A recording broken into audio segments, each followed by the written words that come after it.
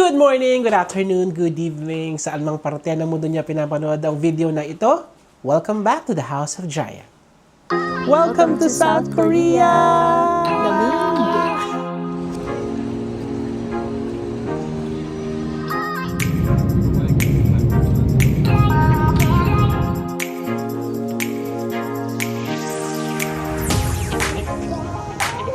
Milk. Ano nga ito? Okay na yan. We have a mirror here. Essential thing that you need to have before you go. For today's video, guys, we are going to Korea! Yes, specifically, syempre, sa South Korea tayo pupunta. So, this is gonna be the first time that me and Lana will be going to Korea. So, we are very excited, lalong-lalo na ngayon na winter. So, today is January 19 and our flight is at 7:45 p.m. So, darating kami sa Korea mga madaling araw na it's gonna be a red-eye flight. But, nevertheless, we're very excited because it's a new country for us. First month of 2026 and a new country to begin this year. And like what I've said, this is a winter trip again. So if you're watching our previous vlogs, we're always traveling pag winter, pag January, February, March, yung mga pa-spring na. And this time we're going to Korea. So we're going to stay in Seoul for around more than 1 week, and then after that we're going to Busan for around 7 nights. So apart from Seoul and Busan, we're also gonna be visiting other cities in South Korea. So watch out for the vlog. So this is gonna be a long series of South Korea vlog, and we're excited to share the food, the historical sites, the museums, everything about South Korea. So, kasi ang alam ko lang sa South Korea, guys, sa totoo lang, is the K-drama. Kayo rin, for sure. And also, some bit of history. I know some bit of history of South Korea and North Korea. So, we'll see if we're gonna visit yung border between North and South Korea. We'll see if I'm gonna do that. But it's not in the plan yet. But we don't know. Kasi 17 days tayo in total in South Korea. Right, so right now we just finished packing up. We just finished work. So and then we're just gonna get a Grab going to the airport. So it's 2:30 right now. So ang flight namin ay 7. So may time pa tayo para mag-prepare. Alright guys, so see you in a bit.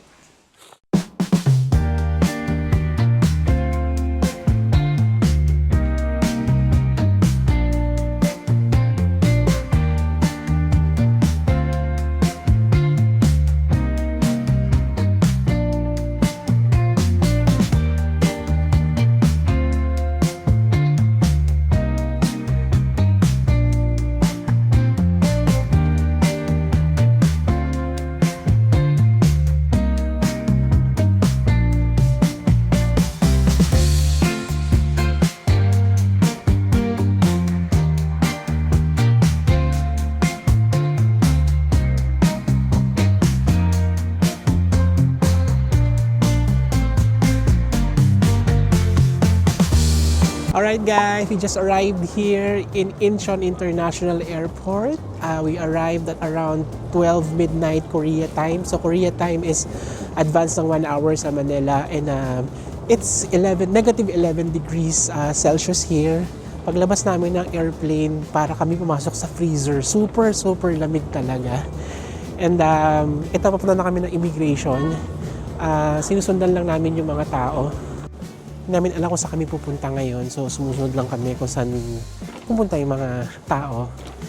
So, mamaya discuss ko yung mga need yung gawin para makapunta dito sa Korea. Pero, isa sa need yung gawin is mag-fill out ng e-arrival. But, sobrang tagal mag-upload ng picture ng passport. Kaya hindi namin nagawa.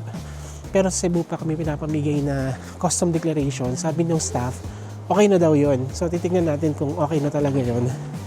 So, we're just following the crowd right now para makapunta sa immigration. And then after that, we're gonna set up everything that we need, including the eSIM and our transfer going to Myeongdong, in which our hotel is located.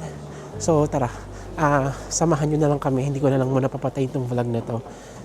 So ito yung mga nilalakaran namin. So ito merong arrival na kulay blue. So I guess ito yung susundan namin. Ayan love, uminit na. No? Yung airport kasi guys, parang walang heater nung paglabas. Walang heater. Until dun sa may paglabas namin sa parang boarding area. Pero ngayon, yan medyo umiinit na. Actually, paglabas namin ng airport ng plane tapos may boarding area, meron kaming toilet na nakita. Nagpalit agad kami. Hindi pa na nagpalit, naglagay agad ng heat tech and nilabas namin tong puffer jacket. Buti lang nilagay lang namin to sa hand carry namin. And yung aming heat tech, dala namin siya. Nasa hand carry lang din kasi na-expect ko naman na malamig. Pero hindi ko na-expect na negative 11 degrees. Well anyway, kasi nga naman ay ngayon, alas 12 ng madaling araw kaya siguro negative yung temperature. So let's just continue walking. So ayan, so tourist friendly naman siya, I would assume. Yan dahil ayan Terminal 2, transfer Terminal 1. So arrival dito. So saan ba tayo? Terminal 1. So, arrival dito. Bababa tayo. So, ayan. Ang arrival ba? Sasakay ng tren? Sasakay ng tren? Parang may tren, no? Tara, lakad na. Sundan lang natin to. Ba't may tren? Okay. So, yung immigration, nasa Terminal 1. Okay. Sige. So, guys, confirm nga. Yan. Pag bumaba lang kami na bumaba, kasi ito yung nakita namin, no? Tren. So, I guess, sasakay tayong tren. Magka-transfer tayo ng Terminal 1 para doon tayo mag-i-immigration. Ayun, medyo maikli doon sa harap. Yung banda, oh. So, sundan lang natin to sila. So, ayan, oh. Pila lang tayo dito. Antayin natin yung train, guys. Going to Terminal 1 para makapag-punta tayo sa immigration.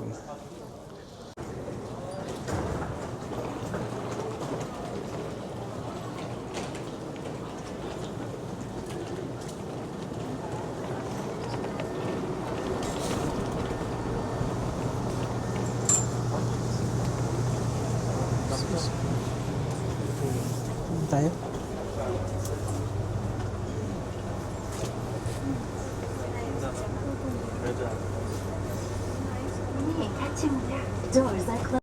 So guys, tapos na tayo sa immigration. And nakuha na rin natin yung bag natin. So after immigration, pagbaba, yung carousel kaagad. So nakita ko agad yung bag natin kaya hindi ko na na-vlog. Anyway, yung eSIM na-activate na rin. So sobrang dali lang. So binili ko yung eSIM sa Agoda. So ito yung price niya sa baba. Yung QR code doon sa voucher, in-scan lang and then nag-activate agad yung SIM. Ang next agenda natin guys ay mag-withdraw. So hanap tayo ng ATM. Let's go! So guys, nakakita tayo ng ATM dito sa tabi ng isang currency exchange. So, yan, Global ATM. Yan, doon tayo lumabas kanina. And then naglakad lang tayo and then ito yung ATM. Alright guys, so ngayon naka-withdraw na nga tayo ng 300,000 won. And around nasa 12,200 plus yung na bawas sa GCash natin. GCash yung ginamit natin by the way. And nasa 200 pesos yung charge. So pag dininan mo doon sa kiosk, doon sa ATM machine, 300,000 yung na-withdraw namin. And then nasa 4,800 won yung service charge na kalagay. Naka-declare naman doon. Tapos yun, nag-reflect na nga agad siya sa GCash. Nasa 12,200 plus. So nasa 200 pesos din yung charge. So 300,000 lang muna withdraw kasi yun yung maximum dun sa withdrawal naming Global ATM. So ngayon, ang agenda namin wala kasi nag-book ako sa Klook ng night bus. So ito yung nabook ko. Night bus. Kaso lang, ang problema, ba't ganun? Ayan, ang problema niya is kailangan daw ipapalit ito ng physical ticket. Kaso naka-break ng 1 a.m. to 3:30 a.m. yung ticketing office. Kasi ito, may QR code yan. So yung QR code, need mong ipapalit ng physical ticket. Yan, hanggang 3:30 a.m. yung break. Yan, kung kikita nyo. Pero kasi, yung next bus going to Seoul Station is 3:45 a.m. So parang sakto lang din. Pagdating nila ng 3:30, makakapalit na tayo ng bus ticket. So, ngayon, nandito lang tayo sa labas, sa ano ba to, arrival area. So baka kumain kami. Kasi meron dong nice to see you. Alam ko na, bibili tayo ng tea money. Bibili pala kami ng tea money, wala pa kaming tea money. Saka baka bibili kami ng food namin. Ngayon kasi nagugutom na kami. O tara, yun na lang muna gawin natin. So ito na yung nice to see you guys. Ayan. So pasok tayo sa loob. At ano mga tinda dito? May adapter sila, 8,000. Mahal din 8,000, nasa ano yan?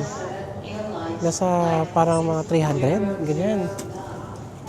Mga kailangan nyo to para mabuhay dito. Ang charge, ito 35,000. Ayan mga adapter. So ito muna atapagin natin, food. So tingin tayo na pwede nating makain. Tapos bilhin rin tayo ng tea money. Dahil nagugutom na ako. Ha? Yan, 1,700. No, yung kung ano to.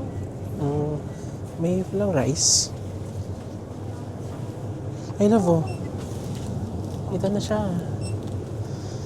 The very famous. Ito ba yun? Oh, yun. Ito yun.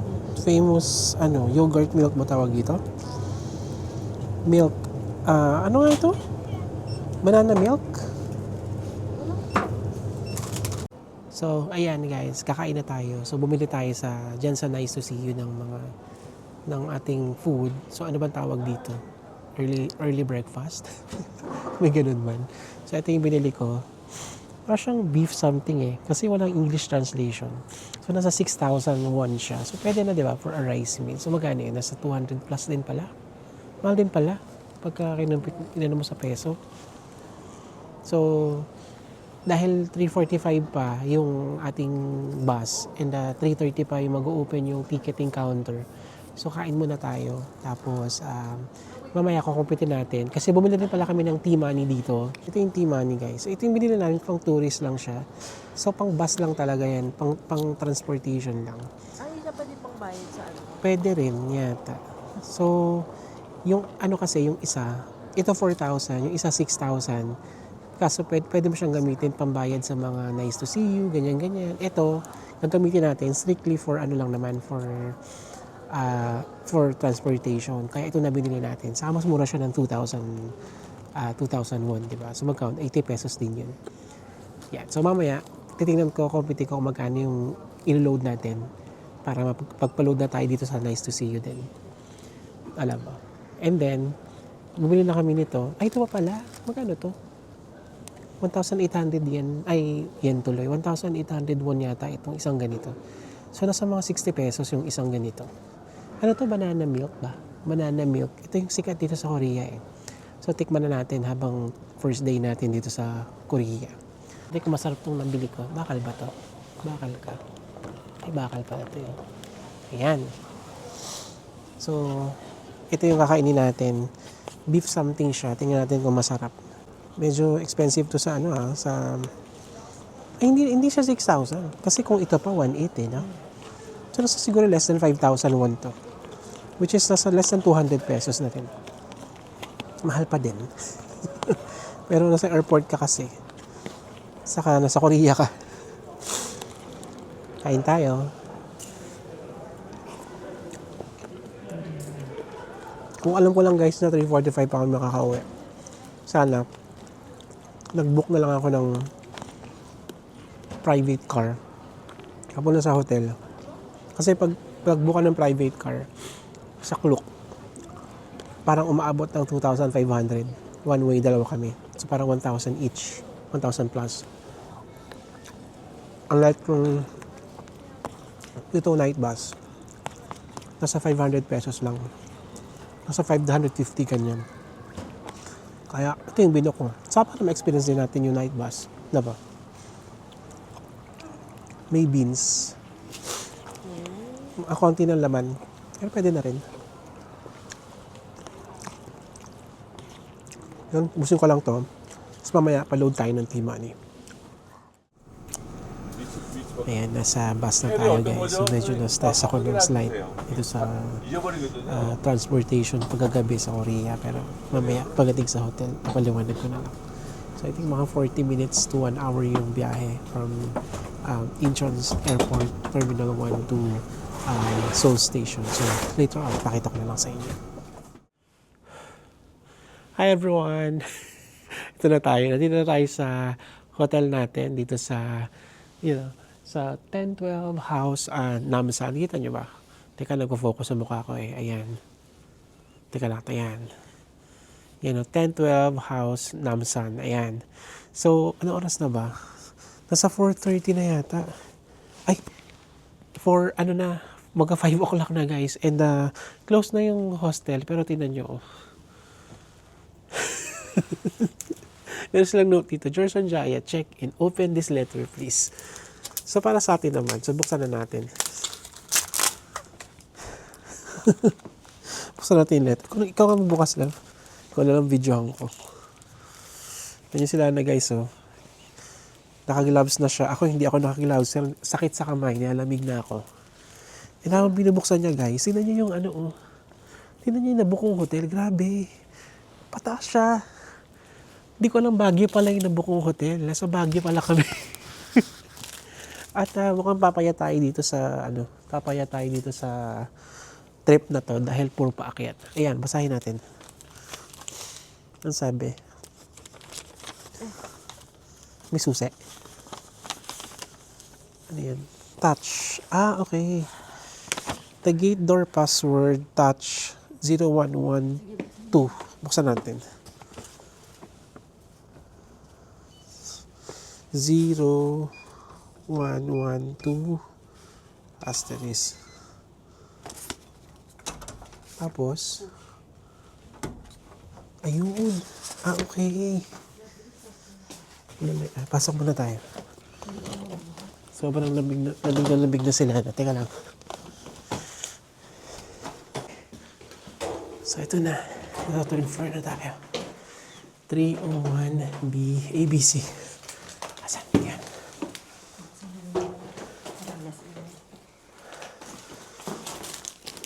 So, ito tayo. So, ito ang ating room. B.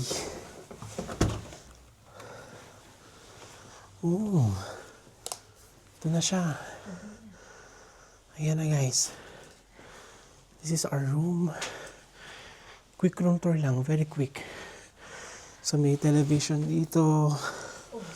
Ayan. Hindi natin kalimutan dala, no? Extension ni USB and Type-C outlet. We have a bed na mababa. Okay lang yan. We have a mirror here. Pwede mag-work dito. Towels. Toiletries. We have a toilet. Where's this? Ito. Here's the toilet. Malinis naman. Ayan, okay. Nakahiwalay naman yung shower. Kasi mga nakikita ko na dito lang sa shower eh. Buwan ito. Nakahiwalay sa shower. May mga sabon na din. Basically, that's it. Maliit lang pala siya. I don't know what's this. Pero nakalock. Let's see what's this. May veranda. Ayan o, pero malamig. Tomorrow morning buksan natin yan. Let's just close this. Ayan, tapos meron naman silang yung kanilang conditioner guys. Air conditioner only blows cold air. So, walang heater. Ganon.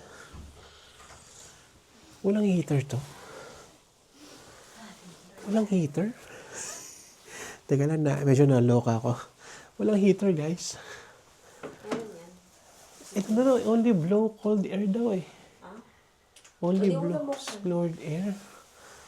Oh my God. So, sana makapal yung kumot. Alright, sige guys. Settle lang kami. Tapos, i-close ko yung vlog. I'm gonna tell you all the details of this trip. Yung from the NAIA coming here sa Korea. So guys, this is the 4th floor. So this is the shared kitchen. Ayan, meron silang parang dining area dito na parang Japanese style. And they have a trash can here. And then may microwave sila. And then may water. I think may free coffee. Ayan, free coffee. And then dito, I think you can cook. Ay, sorry guys.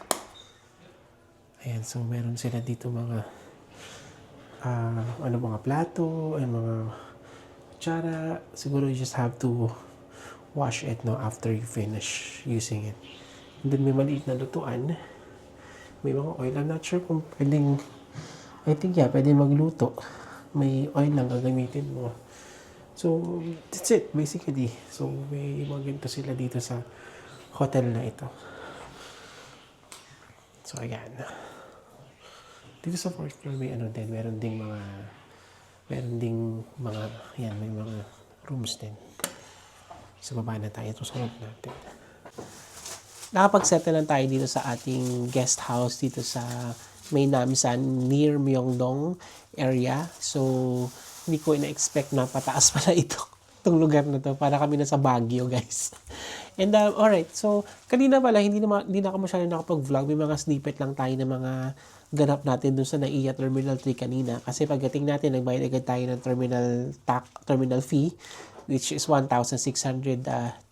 So, I would advise you again, guys, to pay the terminal fee doon na sa airport. Sayang naman yung 20 pesos kapag 100 pesos ata ang additional pagka sa Cebu pa kayo nagbayad or doon sa eGov site kayo nagbayad. And then, pag nasa airport na kayo, pay cash kasi pagka nag-card kayo, parang may 20 pesos per head na additional.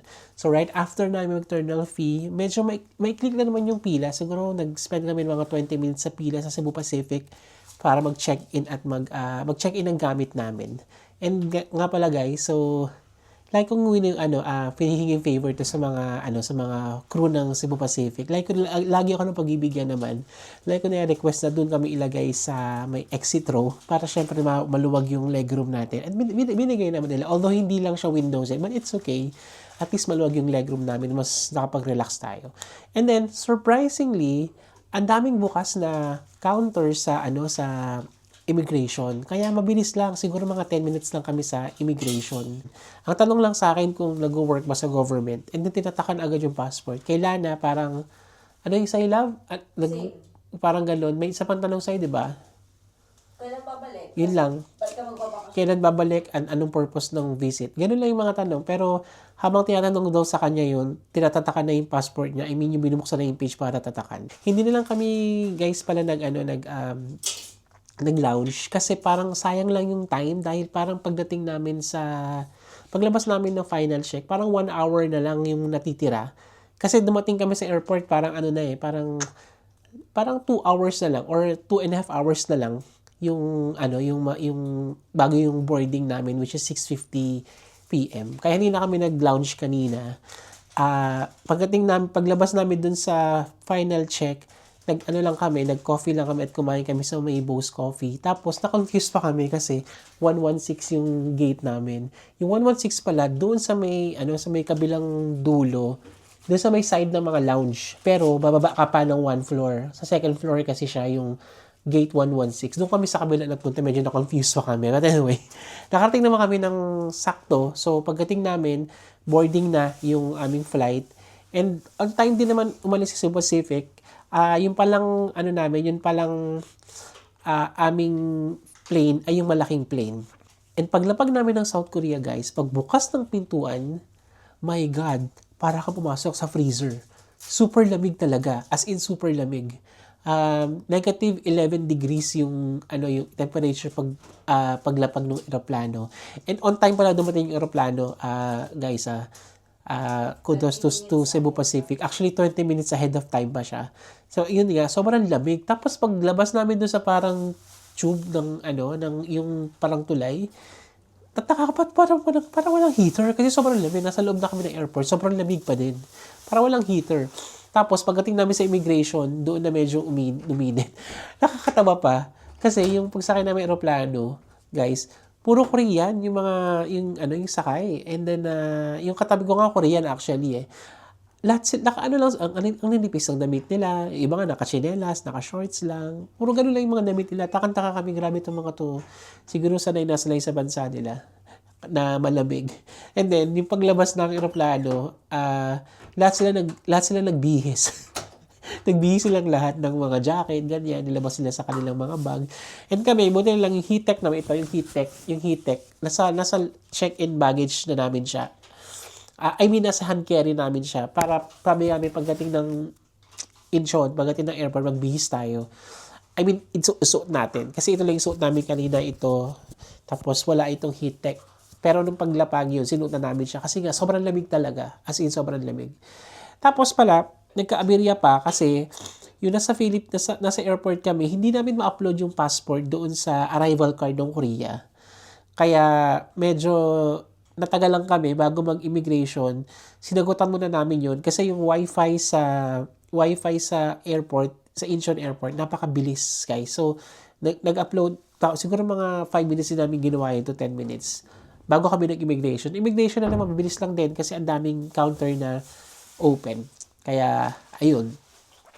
Bago tayo pumunta dito sa hotel, guys, at bago ko ikwento yung mga pangyayari doon sa airport pa, ito pala yung mga kailangan nyo para pagpupunta kayo ng Korea.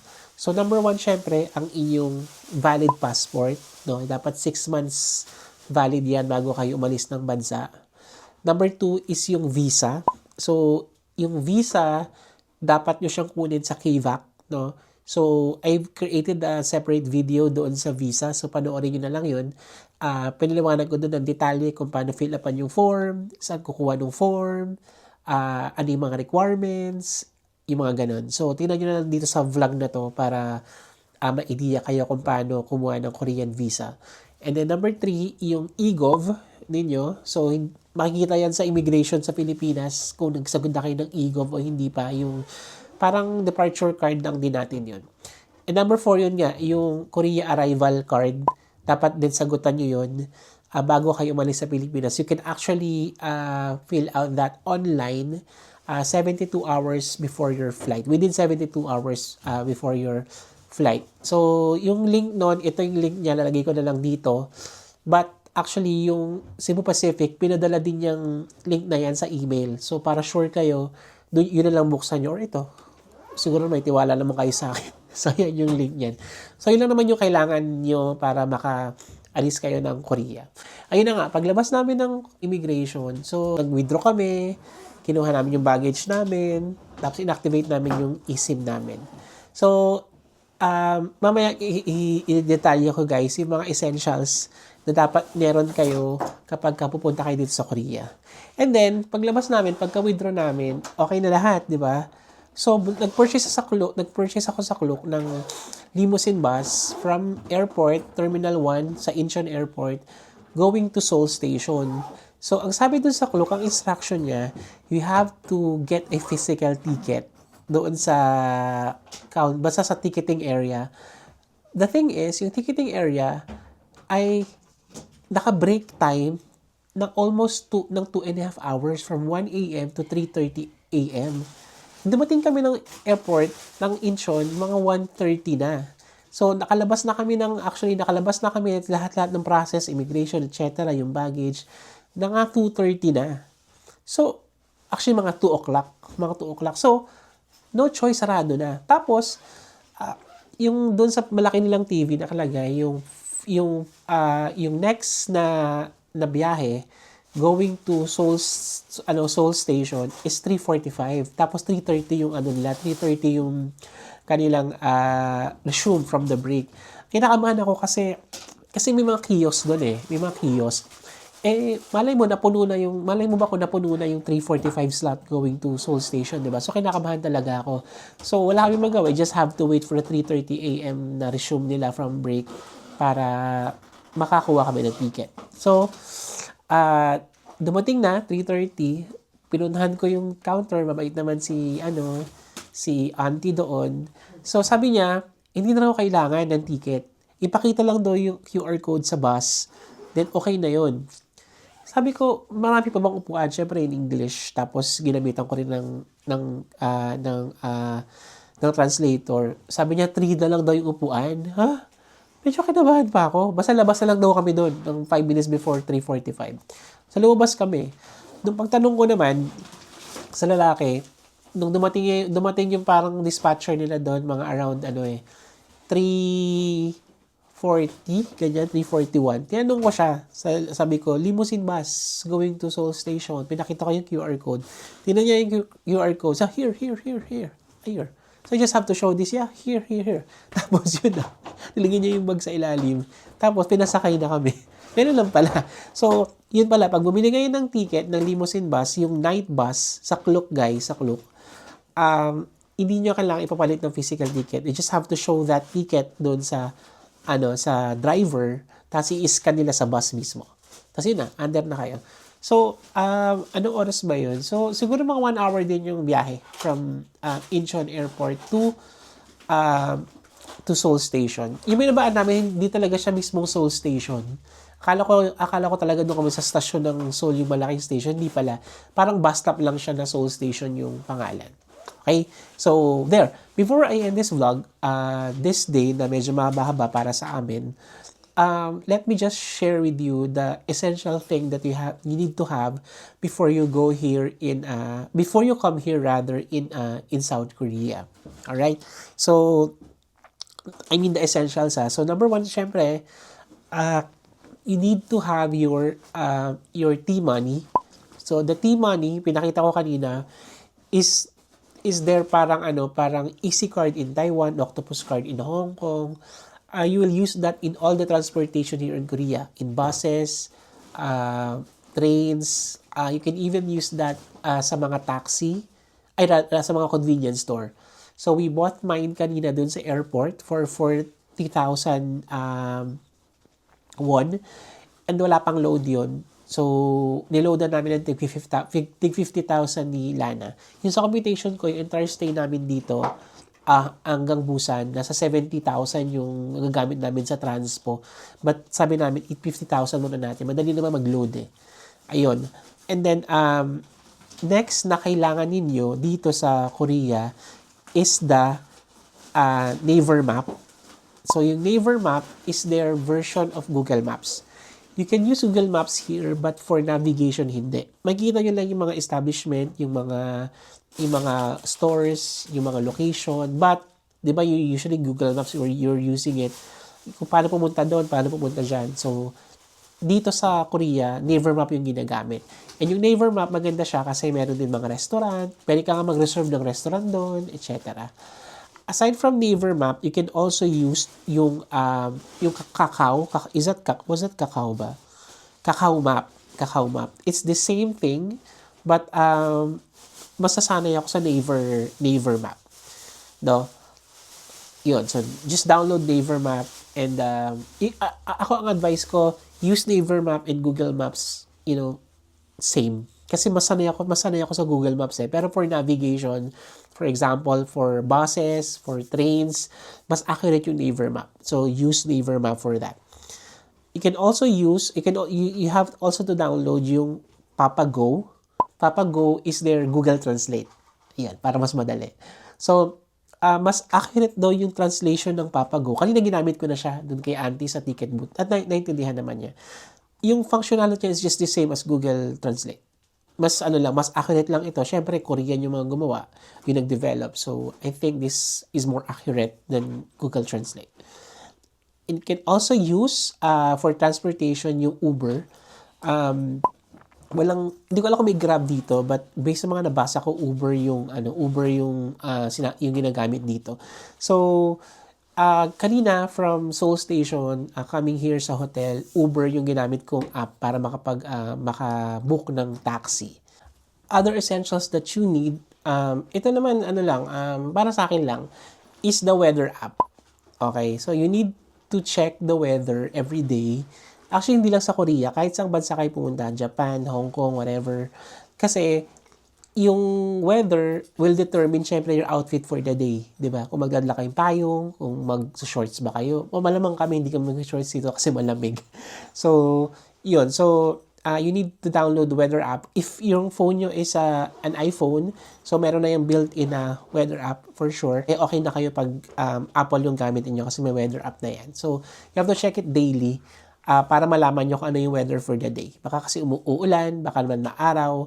Minsan kasi, lalo sa mga nabasa ko, kahit winter ngayon sa Korea, nag-iiba-iba pa rin yung weather. Minsan may sobrang lamig, minsan hindi masyadong malamig, may time na mag-i-snow, may time na hindi mag-i-snow. So, you have to be prepared every day sa mga outfit natin at sa mga essential things na dala natin sa Korea. Other things that I can think of na essential dito sa Korea is of course, hindi na siya app or whatever, you need to have moisturizer and lip balm. Dahil sa lamig ngayon, need nyo yan dahil sasakit yung mga balat nyo. Ako, aside from that, nagdala pa kami ng aloe vera. Although makakabili naman dito nun kasi naranasan ko dahil sa Taiwan, sumakit yung legs ko, yung skin, kasi sobrang nag-dry talaga siya. So, you need to have that. So, kahit yung moisturizer, even sunblock, kasi minsan pag maaraw, tapos malamig, hindi mo mafe-feel na nasusunog yung mukha mo. So, that's an essential as well when you travel, especially pagka winter here in Korea. Another essential thing that you need to have is syempre yung inyong debit card o yung kung makash kayong tao at gusto niyo magpapalit sa mga money changer, that's okay. But if you prefer na magdala ng debit card, kami we're using GCash. Kasi with GCash, you can check agad-agad kung magkano yung naging exchange rate or nabawas dun sa account mo. So, kanina nung nag-withdraw kami, we just use GCash and nag-withdraw kami dun sa Global ATM something. And then, ang charge niya is nasa 200 pesos. And dun naman, dineclare naman yun dun sa ATM machine na may 200 pesos charge when we withdraw 300,000 won kanina. So, that's an essential when you travel, yung debit card or yung GCash card ninyo. I mentioned many apps and it won't work if wala kayong Wi-Fi. So, that's an essential here in any travel. So, usually, we're booking our, yung aming eSIM sa Klook. But this time, I tried to book doon sa Agoda. Kasi nakita ko siya mas mura and may rebate ako sa Agoda. Kaya sa Agoda ako nag-book ng aming eSIM. And nabook ko naman yung aming eSIM. So, mura lang yun. So, pakita ko magkano. Lagay ko lang dito kung magkano yung SIM na yun. Magkano ko nabook yung eSIM naming dalawa nila na. And I'm not sure kung namanggit ko na. So, itong hotel na to is 1012 guest house in Namsan. And I booked this in Agoda 6 months ago yata. And we were staying here for 9 nights. 10 days or 9 nights.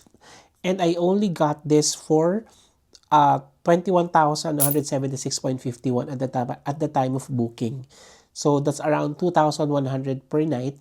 And I think for this one, you are paying for the location kasi 10 minutes walk lang siya to going to Myeongdong. Although, hindi ko na-expect na pataas siya. Nasa Hili area pala to. Kaya papayat kami dito sa Korea during our entire 17 days stay here in Korea.